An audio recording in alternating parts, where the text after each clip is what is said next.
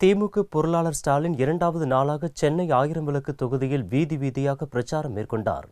தமிழக சட்டசபை தேர்தலையொட்டி திமுக சார்பில் திண்ணை பிரச்சாரத்தை வெள்ளியன்று சென்னை ஆர்கே நகர் தொகுதியில் அக்கட்சியின் பொருளாளர் ஸ்டாலின் துவக்கி வைத்தார். இரண்டாவது நாளாக சனிக்கிழமையன்று சென்னை ஆயிரம் விளக்கு தொகுதிக்கு உட்பட்ட பகுதியில் ஸ்டாலின் திண்ணை பிரச்சாரம் மேற்கொண்டார்.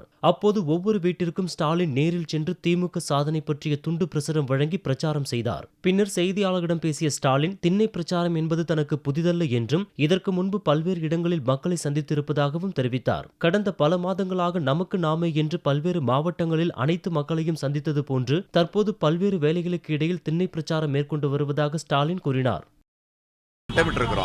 தேர்தல் முடிவு வரைக்கும் தமிழ்நாடு முழுக்க இளைஞரணி, மாணவரணி, மகளிரணி மற்றும் பல்வேறு அணிகளை சார்ந்திருக்கக்கூடிய நிர்வாகிகள் இந்த பணியில் ஈடுபட வேணும்னு ஏற்கனவே தீர்மானம் போட்டிருக்கிறோம்.